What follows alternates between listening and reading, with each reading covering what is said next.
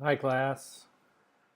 For those of you that are just tuning into this, you're probably thinking, well, what are you doing putting it up on Monday night, the night before class? To which I say, you don't have to listen to it right now. You can listen to it later. The important thing is that it's up.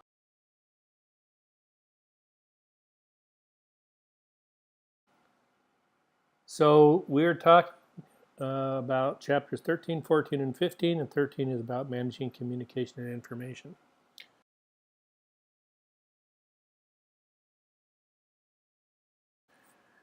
And I have to put my skates on just a little bit because there are something on the order of 31 slides. And if these lectures with this many slides are any longer than about 17 minutes, they're very difficult to upload into YouTube because the algorithms pick up on the number of trademarked slides and they start worrying about whether or not you are doing copyright infringements. So here we go.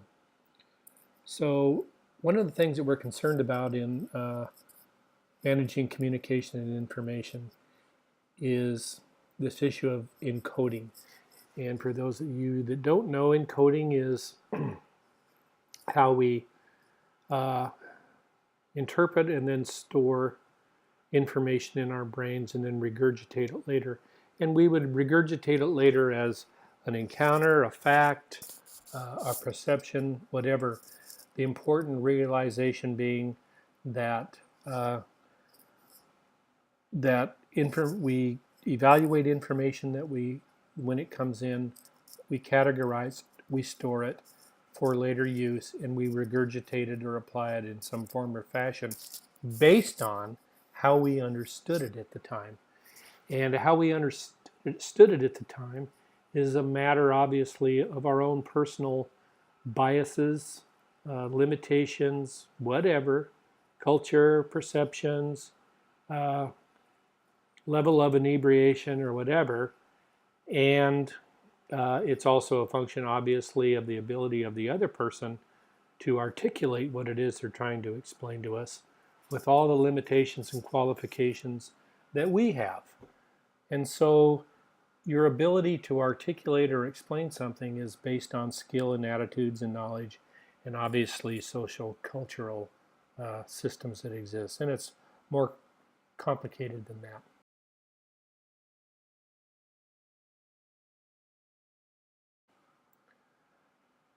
Now, I said that one of the things that businesses worry about amongst college students is they're not very good at communication, either written or verbal. And so we work on those things.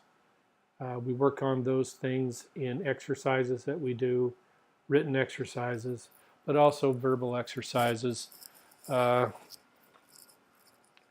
around expressing ourselves.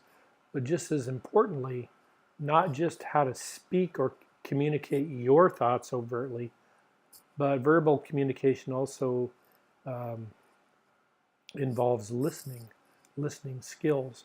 And so that is something that's not emphasized often enough, either in the workplace or even in relationships. In relationships, the more freedom we get to discourse with people, I think the more likely we are to want to have freedom to express without necessarily listening. So listening is every bit as important a skill as learning to speak and articulate. Written versus verbal skills. Advantages of written is that you can become very articulate. You can perfect your message.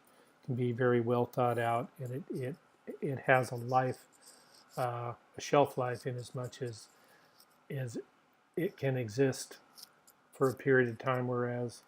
But at the same time, it's time consuming to write it, and you don't always get to talk to the author in the moment.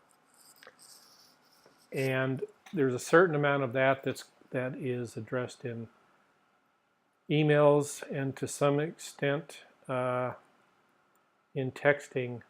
But I think texting is a form of what I'd call communication versus a subset of communication, which I'd say is messaging. I don't think texting is very good. I think it has a lot of limitations when you try to use it as a substitute for speaking.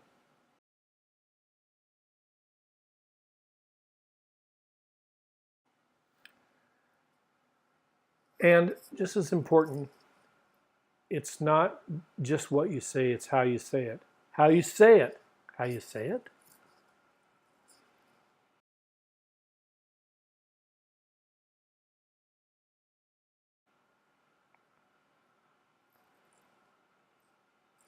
So, um, there are many barriers to communication, and again, they run in both directions, and that can be filtering. I don't want to hear that, so I let in what I want to let in. Selective perception is similar to that. We tend to pay attention to things that just reinforce what we already believe. Emotions. I'm extremely pissed off in the moment and I don't really want to listen to you. You're bugging me. The language that you use. Stop it, you ignorant. That's an old Saturday Night Live line. Gender. Males are a little more aggressive sometimes than women. And women communicate with one another in ways that men should pay more attention to. And there are obviously cultural issues that can affect your communication.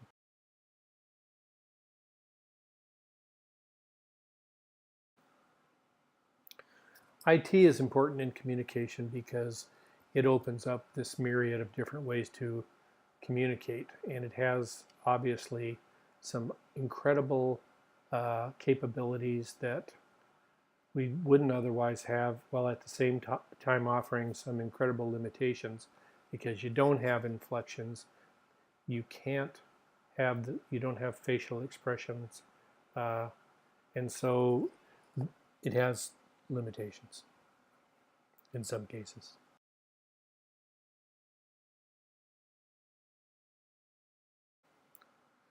The answer to that would be to use it for the things that it's most applicable or complementary to.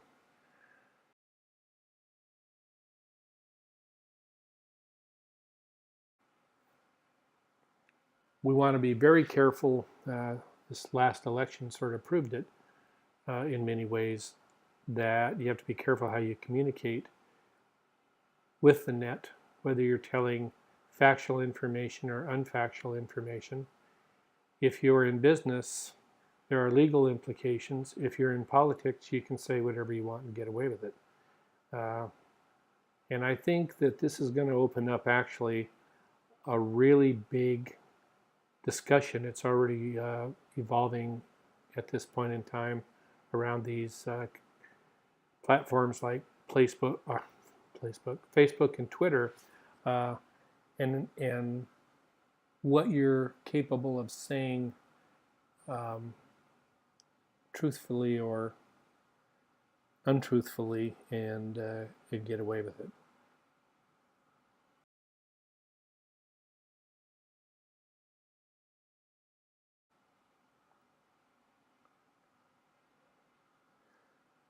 So there are some legal insecurity issues as well. Just like the ones we were just talking about, actually, you have to be very careful what you say, for example, in emails and blogs, because those things can become uh, evidence in a court case, and you can be held accountable on security issues if you give away sensitive proprietary information, which people can do because it's anonymous. You can almost do it in passing, thinking you can get away with it because you're not looking the person in the face.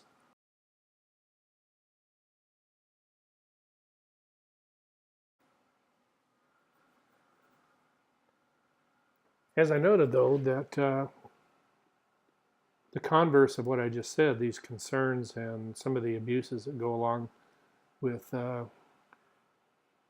internet information and web-based information, our communications. We can at the same time exchange these copious, wonderful amounts of information around myriad different things and solve wonderful problems that we otherwise couldn't begin to address in our typical communications, like cracking the human genome. That would be one. By tying all these computers together, they were able to analyze quickly information that would have taken centuries pre-internet otherwise. Well, not century, maybe centuries, but at least a century.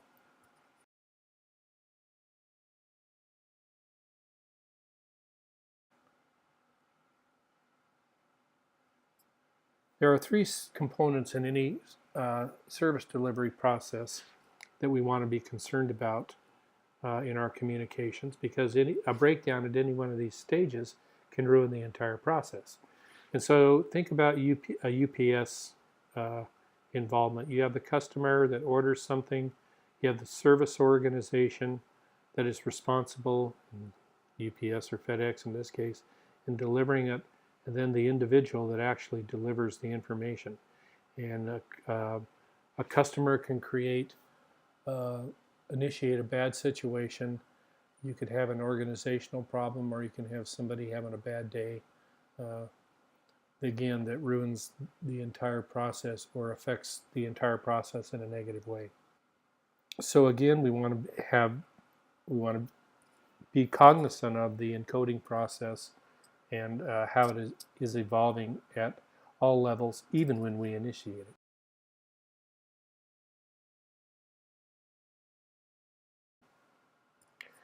All right.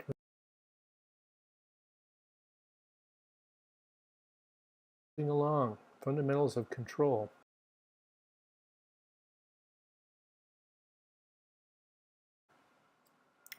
Now the chapter, as they looked at control, looked at sort of control in the context of managing the affairs of the business.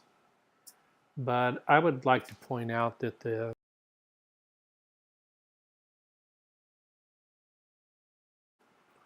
the term control can apply to many different levels in a business. It's not just financial controls and things that we put in place to, manage the finances of the business, like different ratios like quick and fixed and current. But you want to have control can also apply in a management context, whereas or rather wherein people exercise control in different ways.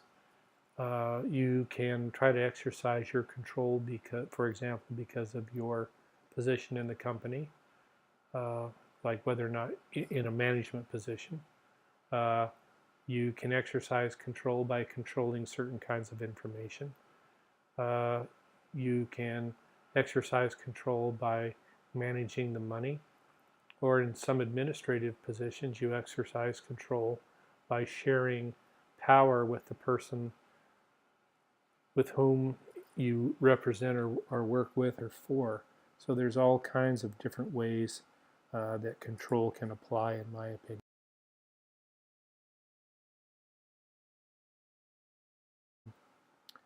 And that relates back to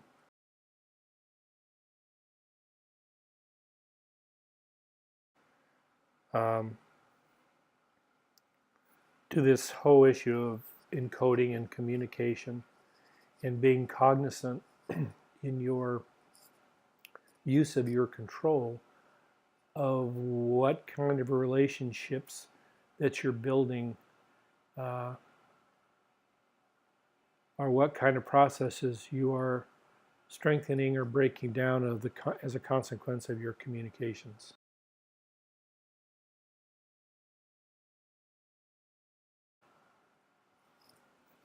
So, I mentioned earlier that one of the things that we looked at were finances. So one way to keep track of those is by paying attention to certain performance metrics like liquidity ratios. I mentioned current, and I think I said asset. I said fixed, but I didn't mean to say that. Sales and inventory, so on and so forth. There's a lot of ways to keep track on that.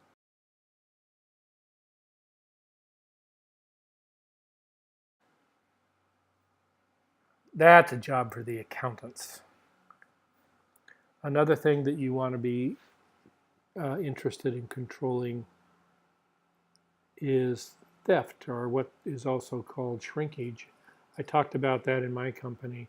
And you want to have controls in place to make sure and processes established to make sure that those kinds of threats are minimized.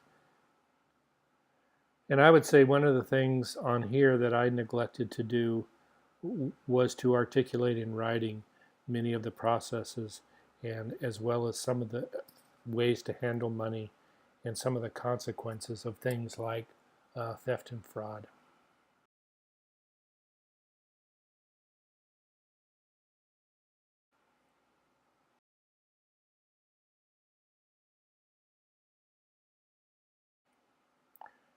The last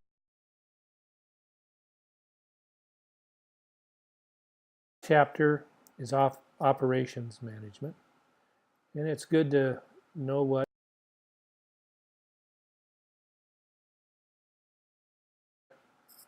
operations management is, and it refers to the design and operation and control of the transformation process that converts resources like labor and raw materials into goods and services that are sold to customers. And that's basically the process of operations management.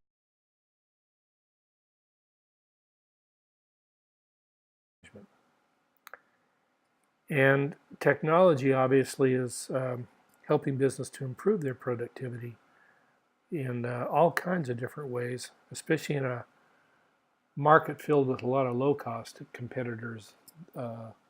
IT, as an aid to improving productivity, becomes extremely important. So productivity is a consequence of really good workers in tandem or in concert with various operations variables that you've perfected to maximize your productivity.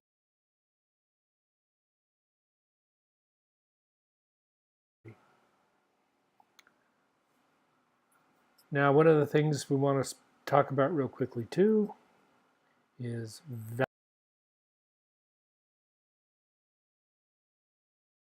value chain management. And a value chain, again, is creating value within a complete process, different levels of value along the way in a value chain. So my favorite is Egyptian cotton and creating 100 count, 500 count, and 1,000 count sheets, thread counts along the way. And if you've never slept in a really good Egyptian cotton 1,000 count linen, then you'll never experience nirvana. That's just the way it is. It's pretty awesome.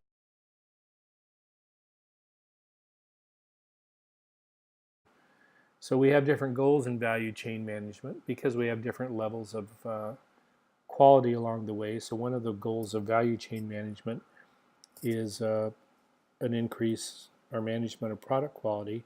Customer relationship management is another goal of value chain management. Your service dimension is a goal, improving service and improving innovation. I'm not sure what the book has, but those are the things that I thought about as I read this slide. I put those little notes on there for my own recall, but I think those are 4 things that you're always looking for: improving product quality, improving customer relationship management, your level of service, and innovation. Those are all things, because the product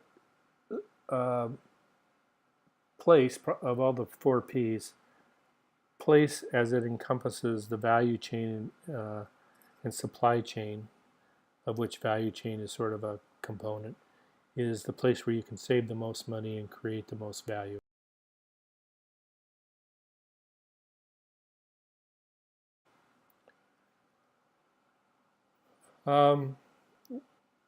So how do we do value chain management?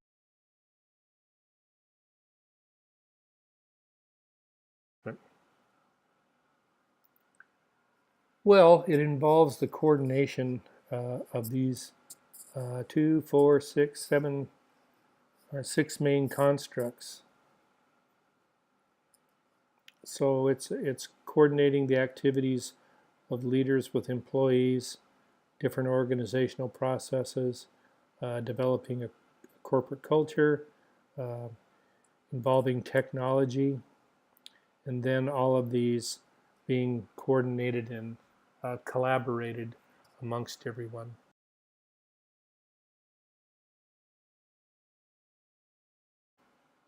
I have to get through this really quickly because I'm almost at the time limit. So here's some quality control dimensions or metrics that you might have when you set up your systems for improvements to see whether or not you are meeting your objectives for any process or quality control. The end.